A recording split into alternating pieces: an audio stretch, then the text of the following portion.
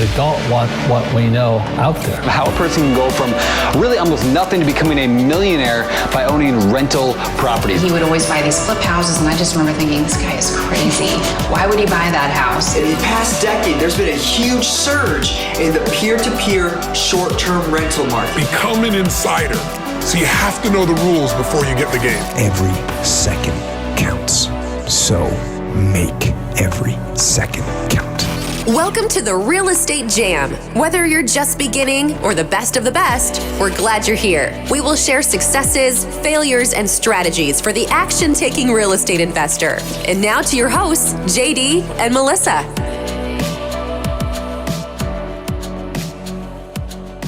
Hey guys, welcome to the Real Estate Jam podcast. I'm JD with my wonderful co-host, Melissa. Hey. Melissa, how are you? Good, thank you. Good to How see are you. JD? Great. You too. Doing great. Hey, we're really excited. We got a local hero in our midst today. One of the guys who lives and operates in our market. We're bringing to you the phenomenal real estate investor, Joey Biccum. Joey's the managing partner of Real Focus Capital, which some of you guys might remember. We've had some of the other members of Real Focus on before, and Joey's going to take us down on maybe a little bit of a different spin. Today, Joey's responsible for the asset and project management as well as property acquisitions, that stuff. So we might get into some of that. Joey, man, thank you so much for coming on and making time for us. Yeah, likewise. Busy day today, but glad we were able to squeeze it in for sure. Yeah. Us too. Thank you. Yeah, it's great. It's really hard when you're trying to interview successful people and make time for them. They are also busy because you're not successful if you're just wasting your time. And so we really appreciate it, and we know it's valuable to you, especially. Yeah, absolutely. Hopefully we can meet up a little later this afternoon at the meetup and take this conversation even further. Yeah, absolutely. I hope so. Well, so we know you, and we've had lunch and discussed a few things, but a lot of our audience might not know who you are. So can you kind of introduce yourself a little bit and give them a rundown of maybe why they should listen to you, and we'll see where it goes from there. Sure. So my name is Joey Biccum. I'm 36 years old, live in Bay County, Florida, active duty military, been active duty for roughly 17 years now. So we still got a few years to go, but we are looking forward to the future and what we're going to do after we get out of the military. So up until this point, I've been a landlord a few times over, sold a bunch of single family homes from our primary residences, and have rented them out. And we have since built out a team, Real Focus, that you'll see behind me, and I'm sure some of the listeners I've heard about before, to really take this and grow exponentially over the next couple of years and really get a stakehold on the real estate game.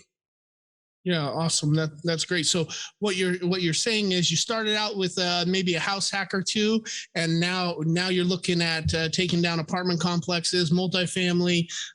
You're doing everything from regular buy and hold stuff to complete renovation of some of these awesome projects. Is that right? Absolutely. So started off small, 10 units. 8 units, and we are progressively getting larger. We have partnered on 119 units, and we have a bunch of other 100 plus units in our deal pipeline on a weekly basis that we are going through underwriting and really connecting with other teams across the country, and specifically through Texas out through the panhandle of Florida. All right. Hey, Joey, tell me about the difference between a small project versus a big project. So, everybody seems to start out on these 8, 10, and then they just do this big jump pretty quickly into the bigger. Well, I think it really boils down to comfortability and mindset.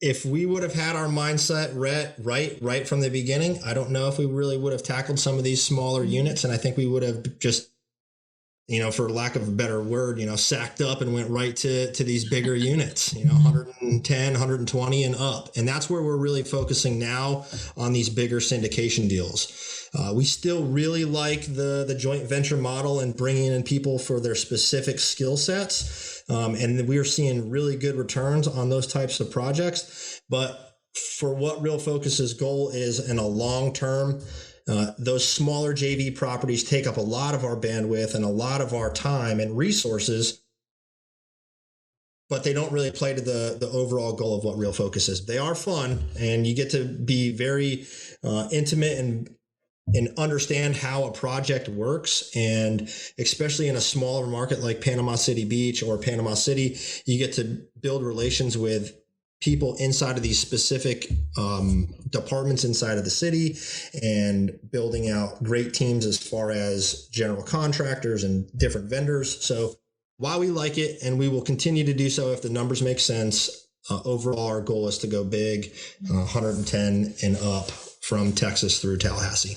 Yeah. Awesome. That makes a lot of sense. One of the things that I think is interesting that you mentioned is the mindset. And if you would have had your mindset right from the beginning, you probably would have went into tackling those things. Do you think it's possible for somebody to have their mindset right before they've even, let's say, bought a single family home? Do you think it's really, obviously anything's possible, and we know people who've jumped straight into syndications and started running like that, but I oftentimes feel like you need that experience and confidence that you get from screwing up a couple of little projects before you jump into something that massive. How do you feel about that, Joey? I agree 100%. So while I say we if our mindset was right, we would have jumped into those larger projects right from the beginning. You do need to have that understanding of how a project really works and how a project can go full cycle, and really understanding what the overall goal is of an asset or a project and how you're going to get there. So what we had to do is we were saying all the right things. We were doing all the right things. We had systems in place, but we just lacked, that little bit of oomph that we needed. And what Real Focus did was we reached out to a coach, and we had a coach come in and really just tell us, whisper in our ear and tell us, you guys are doing the right thing. Go for it. Send it. We just needed that little bit of confidence, to really ignite us to get us to the next level. And I will have to say, to date, that is the best investment I have made. And I think I'll speak on behalf of Real Focus that we've made as a group, because we've come so far in those 6 months that we had that coach on board with us.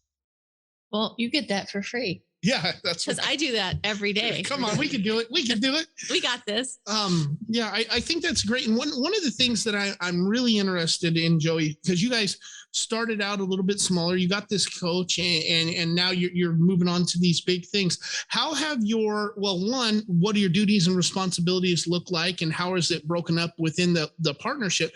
But how has that changed or developed over time? Are you guys running and operating the exact same role you were day one or day 15 as you are, today? Are you guys just scaled up and doing the exact same things, or has that partnership dynamic changed over the time that you guys have been together? Fantastic question. And we have definitely molded into different roles and responsibilities from what we really thought was where we were going to be. And we thought we could do it, the three of us, Brandon, Ramsey, and myself. And we quickly realized that we really don't like underwriting properties. If I look at an Excel spreadsheet for more than 15 or 20 minutes, I go cross-eyed and I lose focus on what's going on. I need to be more of a hands-on, shaking hands, talking to people kind of guy, stepping away from the computer as much as I can. And that's where I make my money. Guys like Brandon, who are very much task oriented and really keeping us on target. And then someone like Ramsey, who is very much the visionary of the project. And like our underwriter, the guy that I talked about a second ago, Chris, our underwriter, who we brought on a couple months ago, has been a godsend for us because, he's underwriting 3, 4, 5 deals a week that we're getting. And it would take the three of us all week to do 2 together. Right. So when we first started, we thought we were going to be in these specific roles. And as we've grown and found these holes inside of our skill sets, we filled them with people who can help get Real Focus to where we want to be in the next 5 years. We have a 5-year plan, and that's for every single one of us inside of the Real Focus team to walk away from the W-2 and be 100% self-sustainable on the interests of Real Focus. Nice. I like that goal. Me too. I think that's good. great. I know that now that this might be a little bit of a personal question. So if you don't want to answer, by all means, feel free not to. But have you guys in the history of Real Focus ever had a disagreement or come to a point where maybe you had to use some other way, to straighten out some sort of disagreement? You want to buy a property, one of the other guys doesn't, or two of you do. Is it a voting thing? How are you guys handling those decisions? Now, obviously, you're all capable adults and you're able to compromise and work together, or you wouldn't be in the team, period. But what are you doing when you guys have disagreements business-wise inside of the company? Yeah, JD, you're firing off some good ones. Yes, we have had some disagreements, and we've had some pretty good ones.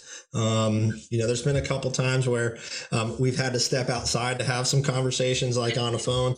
But I think for the most part, we come from the same stock of people. We're from the same kind of dirt. Brandon grew up in a sports industry where they give each other a hard time. Ramsey and I are both still active duty, so we know the things that, are said back and forth inside of a military community. So while I think all of us have thick skin, and Chris is coming on, and at first he was pretty reserved and pretty quiet. He was making fun of me last night on a Slack channel. So, but yes, we do have disagreements, and they are very healthy disagreements because we have the ability to be transparent and tell each other what we're thinking and what we have going on. And when it comes time for, hey, we want to buy this property, or no, we don't, it really boils down to the criteria and the numbers. Is it meeting the numbers that we've set for our investors? And that is ultimately what's going to decide if it's a deal or not. Right. I understand that. And I think one of the things, and we had this discussion with our team during our weekly meeting this week, is that it's okay for a team to have disagreements or to see things differently, as long as you have that trust relationship that everybody's working towards the best interest and the goals of the company. So as long as you might see that the rental projections are one way and somebody else sees them as a different way, and you guys can argue about that. But at the end of the day, if those projections don't meet what your criteria is, then you're able to do that. And you can only do that because you're able to speak with your transparency and be honest with each other because you trust each other. Trying to be honest with somebody who you don't necessarily know has your best interests at heart is a difficult task. And I've seen a lot of partnerships fail because of that. So I'm really glad to hear that you guys are able to, one, talk it out. Two, you could probably get in a fist fight and withstand that as well. And I think that always helps. So yeah. It's definitely comforting to know I can say what's on my mind, and Brandon can come right back at me, and Ramsey will come from left field and say some things, and it's just transparent, and we trust each other. Like you said, we have a very, very unique partnership between the four of us. And I think it's very rare that we found it so fast when we started to build Real Focus. And it's something that I'm very proud of, and something that I hold pretty close to my heart, because all four of these guys have the exact same goals that I have. And it's just, we just all found each other at the time when we needed each other for those specific roles to move our dreams and move our goals in order to accomplish what we want for our families. Yeah, that's awesome. I love that. It's really fun. Mm-hmm. We're having a good time. And that makes everything better when you get along and have a good day while you're doing all this stuff. That's great, especially because we've all been around people we didn't like working with, and that's not where you want to be when you're running your own business. Are you guys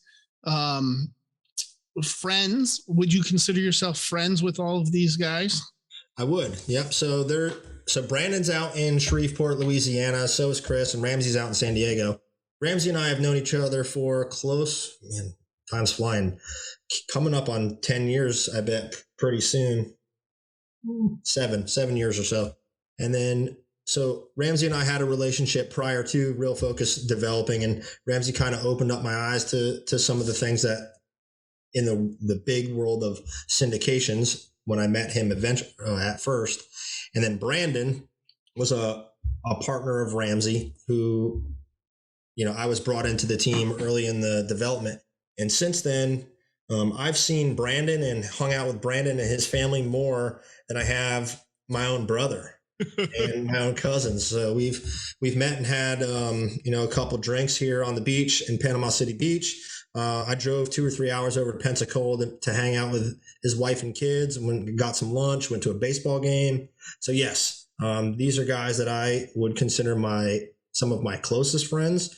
And they're guys, when we were going through the coaching, that I've talked about, being a little bit vulnerable with guys that, Brandon, I've only known him for 6 months or so at that time, that I hadn't shared with other people in my life. So yes, to answer your question, they are good, close friends of mine.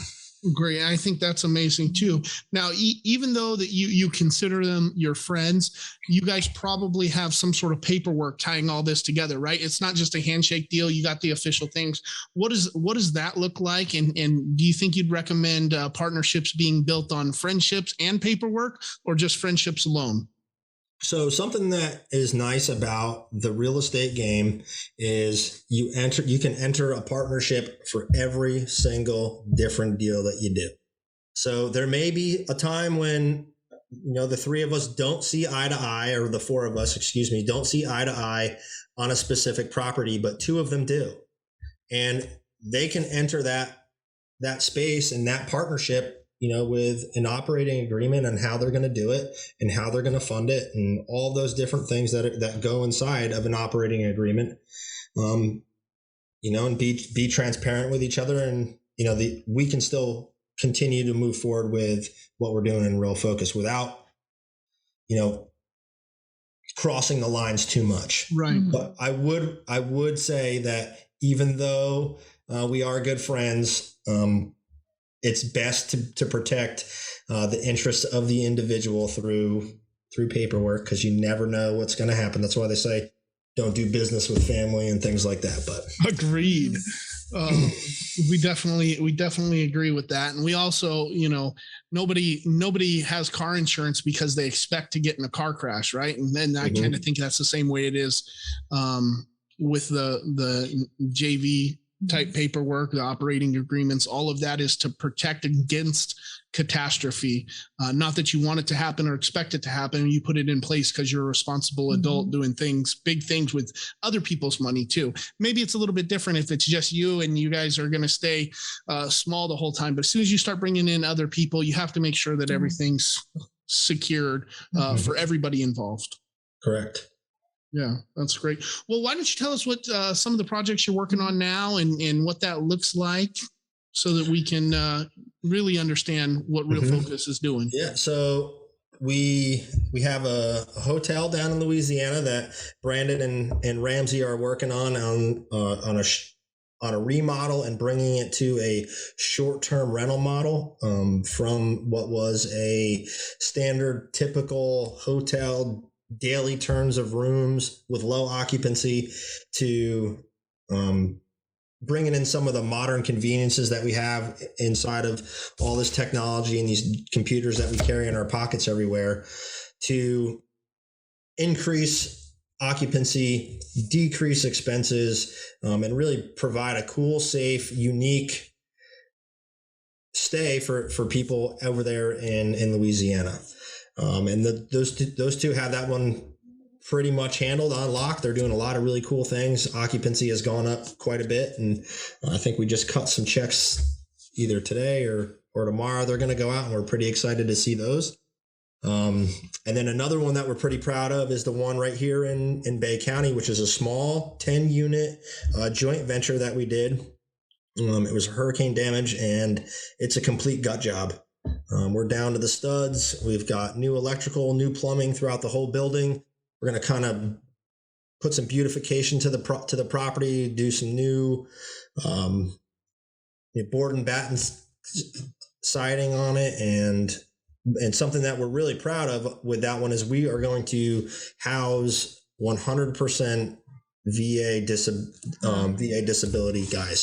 So That's awesome.